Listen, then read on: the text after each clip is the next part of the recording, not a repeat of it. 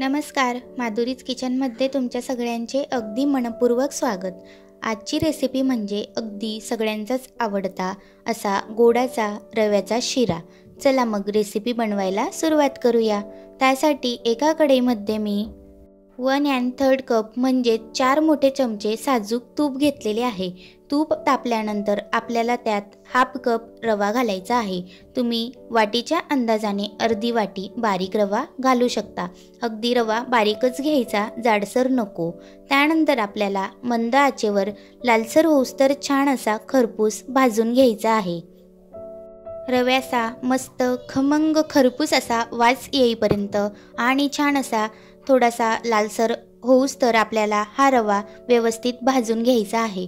त्यानंतर आवडीनुसार आपल्याला यात भरपूर काजू बदामाचे काप घालून घ्यायचे आहेत। हा आपल्याला एकसारखा ढवळत राहायचा आहे, म्हणजे एकसारखा छान असा खरपूस भाजला जातो। त्यानंतर यात चिमूटभर आपल्याला इलायची पावडर टाकायची आहे। इलायची पावडरने मस्त छान चव येते। रवा असा सतत ढवळतच राहायचा, नाहीतर तो करपून जातो। म्हणून व्यवस्थित एकजीव करून घ्यायचा आणि त्यानंतर आपल्याला यात 1 कप गरम दूध टाकायचे आहे। तुम्ही यात अर्ध पाणी आणि अर्ध दूधही टाकू शकतात, किंवा फक्त पाण्याचाही शिरा तुम्ही बनवू शकतात। पण जर तुम्हाला पाण्याचा वापर करायचा असेल तर पाणीही नेहमी गरमच घ्यावे। मी दूधही गरमच घेतले होते, कारण माझ्या घरात लहान बाळ आहे, मी त्याच्यासाठी शिरा बनवला होता, तर मी फक्त दुधाचा वापर केलेला आहे। हे सगळं आपल्याला पटकन एकजीव करून घ्यायचे आहे, नाहीतर रवा हा खाली चिपकतो। सगळं व्यवस्थित एकत्र दूध केल्यानंतर आपल्याला यात अर्धा कप साखर टाकायची आहे।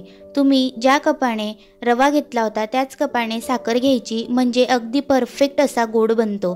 5 मिनिट झाकून ठेवायचा, गॅसचा फ्लेम लोच ठेवायचा। झाकल्यानंतर साखर पटकन वितळते, म्हणून झाकूनच ठेवायचा, म्हणजे पटकन आपला शिरा तयार होतो।